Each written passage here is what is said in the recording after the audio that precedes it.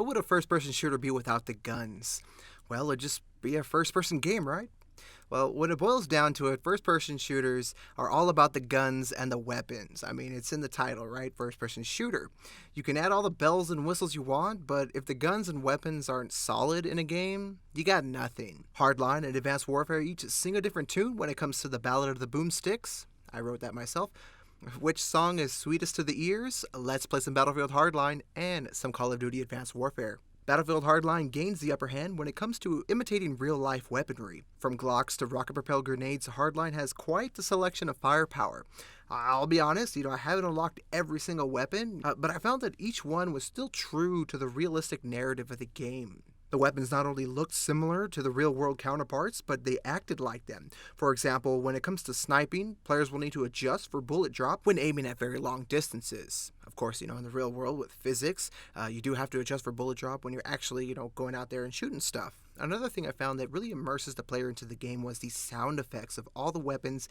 They all sounded like very precise and very traditional to their actual real-world counterparts. I have owned Glocks and AR-15s, and I'm used to, loading them up and doing ammo dumps and things like that, and they just listening to the reload sounds in the game just really kind of immersed me even more into the game, and it just really added to the experience. Hardline is very situational when it comes to the weapons. The assault rifles work as a good balance, for indoor situations as well as outdoors. SMGs and shotties will dominate inside of buildings, and sniper rifles will always be king of the long shots. This means in order to get full advantage of each weapon that you play with, the player will have to adjust their situational tactics depending on the loadout they choose. Hardline has so many gizmos and gadgets and weapons to choose from. I was kind of disappointed there was no firing range to test them out prior to deployment. If you unlock a new weapon or a new gadget, you essentially have to test it in a live game. In contrast, Advanced Warfare's loadout system is more liberal when it comes to weapon matching. For instance, a player can actually load up,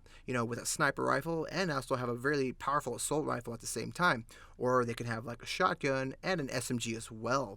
If you're good enough at quickscoping, you can actually use the sniper rifle at basically any range. Quickscoping is supposed to be harder in Advanced Warfare, but it's still possible to do it. This kind of blurs the lines between situational tactics versus the weapon you actually choose. Looking at the types of weapons we see in Advanced Warfare, there's your normal classes of shotties and shorty SMGs as well as assault rifles, but Advanced Warfare takes it a step further to fulfill that futuristic narrative that they're trying to portray.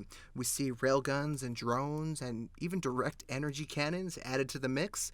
These weapons may not be super realistic, but they add tons of fun and intense action to the fights. During the loadout selections, you do have access to a firing range, of course, to test out your gadgets and weapons. This comes in handy a lot, since naturally you want to test fire your weapons as you progress through the game. So if you unlock a new variant of a weapon, you want to see how it reacts and the recoil and things like that, taking it to the firing range really, really helps. So in conclusion, Hardline tries to reflect real-world weaponry and does a pretty good job at it. With so much to choose from, though, I wish there was a firing range or kind of like a testing range, to kind of just play around with the new toys you unlock. That would really help the situation. Advanced Warfare gets really ambitious, to say the least, and adds these futuristic weaponry to the game. With adding different types of weaponry as far as like railguns and energy-directed cannons, this really creates more of a dynamic setting when it comes to shooting it out. Unfortunately, with such short times to kill, weapon balance does have its challenges in this game. So in the comments below, go ahead and let me know what you guys prefer. Do you like the weapons from Hardline, or do you rather prefer the weapons in Advanced Warfare? As usual, feel free to hit me up on Twitter at MappedOutGamer.